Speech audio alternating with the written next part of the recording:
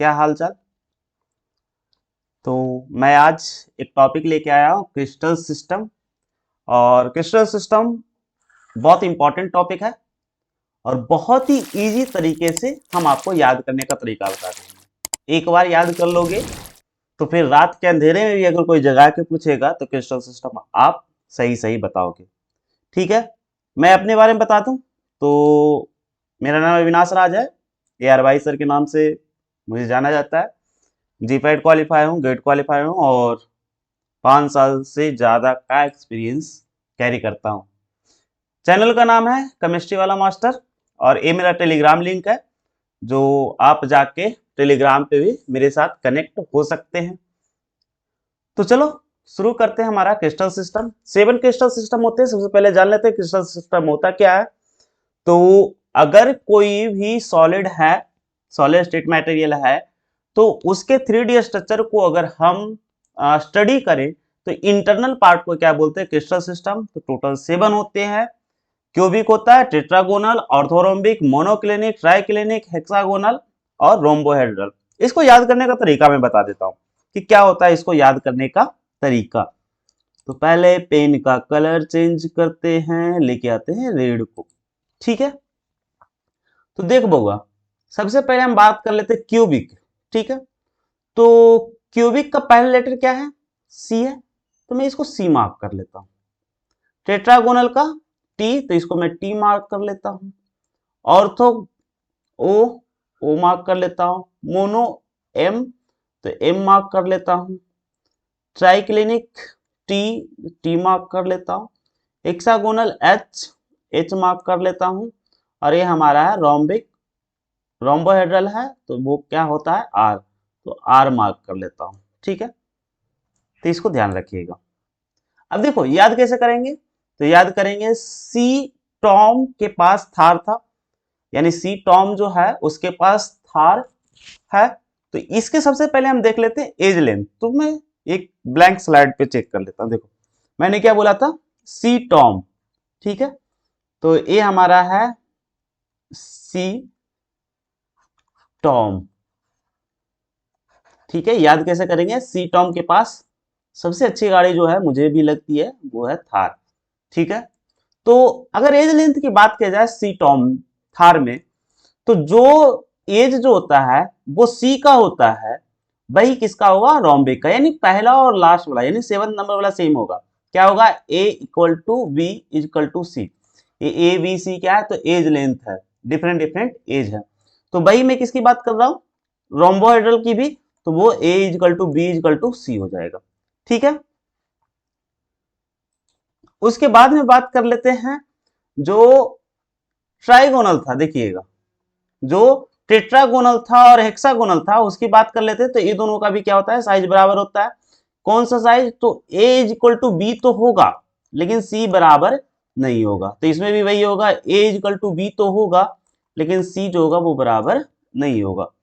Next बात कर लेते हैं, जो ओ एम टी बच गया है, यानी ऑर्थोगोनल, मोनोक्लिनिक और ट्राइक्लिनिक की बात कर लेते हैं। तो इसमें क्या होता है कि ऑर्थोगोनल जो होता है और मोनोक्लिनिक ट्राइक्लिनिक में, इसमें कोई भी जो एज होती है, यानी जो कह सकते हो साइड, एज को क्या बोलते हैं, साइड बोलते हैं, वो बराबर ही नहीं होती है। तीनों में से कोई भी बराबर नहीं होगी। ठीक है, तो इसको याद रख लीजिएगा। क्या याद रखिएगा, सी टॉम थार, तो सी जो होगा वही आर होगा, यानी फर्स्ट और last, second and second last, और बाकी रिमेनिंग जो होगा वो कोई भी बराबर नहीं होगा। ठीक है, उसके बाद में बात कर लेते हैं एंगल का। तो एंगल क्या होगा, एंगल अगर मैं बात करता हूं तो एंगल को मैं अल्फा बीटा गामा से रिप्रेजेंट करूंगा।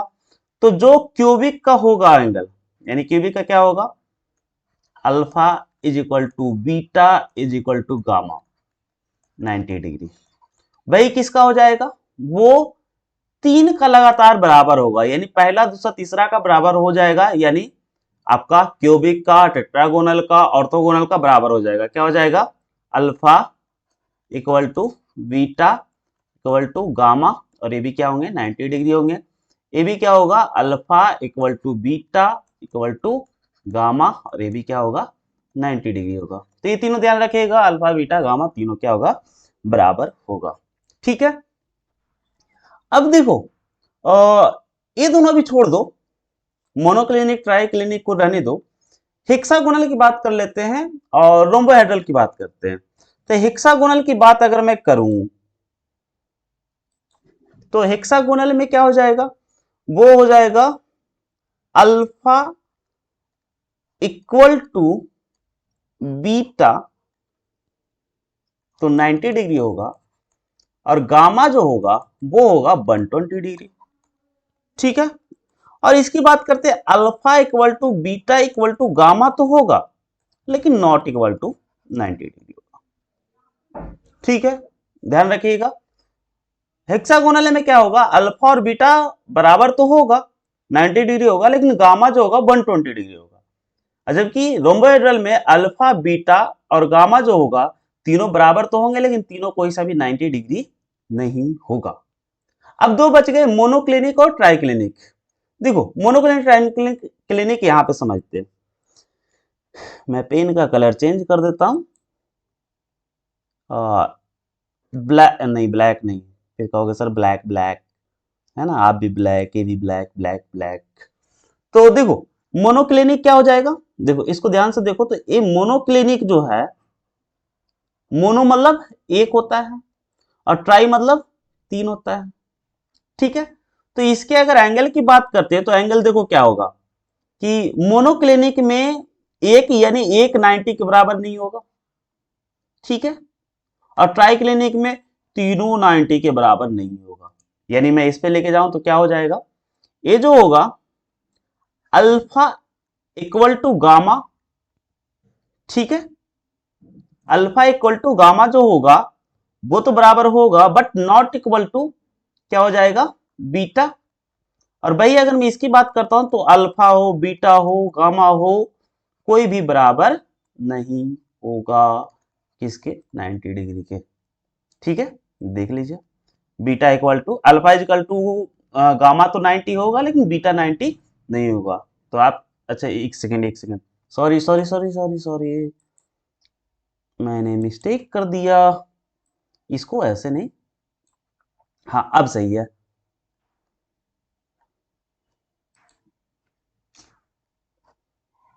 क्या हो जाता है भाई, रूठ जाता है कभी कभी।